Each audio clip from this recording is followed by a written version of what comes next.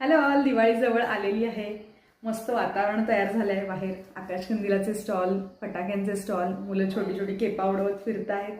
सुट्ट्या लागत आहेत, काहींना लागणार आहेत आणि एकूणच घरामध्ये आता दिवाळीचं वातावरण तयार झालेलं आहे. स्किन केअरच्या दृष्टीनं आता स्त्रिया अर्थातच मागे लागलेल्या असणार आहेत. ज्या स्त्रिया कायम आपल्या त्वचेची काळजी घेतात त्या स्त्रियांना फारसं काही करावं लागत नाही.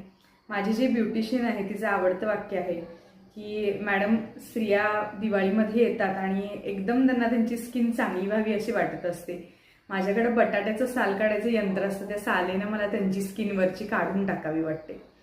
आता ह्याच्यामध्ये म्हणण्याचं कारण काय आहे, कारण स्किन रुटीन किंवा कुठलंही डाएटचं रुटीन जेव्हा तुम्ही रुटीन जेव्हा म्हणतो किंवा रोज आपण ती गोष्ट करतोय तेव्हा तुम्हाला अचानक मी दिवाळीला सुंदर दिसायला पाहिजे किंवा अचानक मी दिवाळीला बारीक दिसायला पाहिजे असं होत नसतं.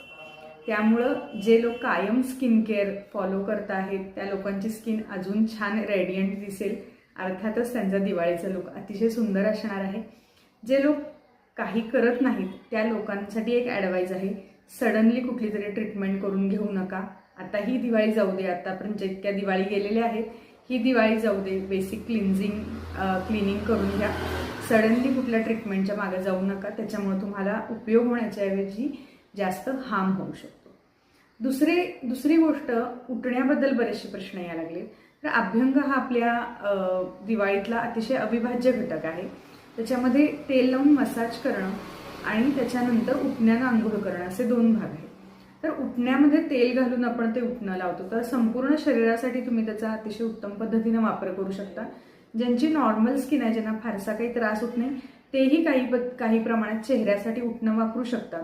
पण ज्यांची सेन्सिटिव्ह आणि ॲक्ने प्रोन स्किन आहे त्यांनी फारसा उठण्याचा वापर चेहऱ्यासाठी करू नये. केलास तर अगदी माइल्ड स्क्रब करावं, त्यांना खूप वरच्यावर करावं, त्यानं तुम्हाला फारसा काही त्रास होणार नाही. तर दुसरी गोष्ट डाएटच्या बाबतीत, याच्यामध्ये पुन्हा 2 लोक आहेत स्किनवाल्यांसाठी.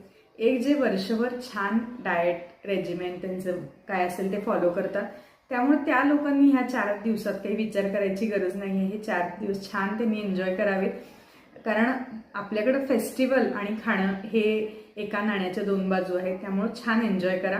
You will get back to your routine again after 4 days. आणि जे लोक कधीच विचार करत नाहीत त्यांनी आता वर्षभर गेलेलं आहे, गेल्या बाजार आता 2च महिने राहिलेले आहेत. त्यामुळे स्वतःच्या डोक्याला जास्त त्रास न करून घेता आता आली आहे दिवाळी तर आता एन्जॉय करून घ्या.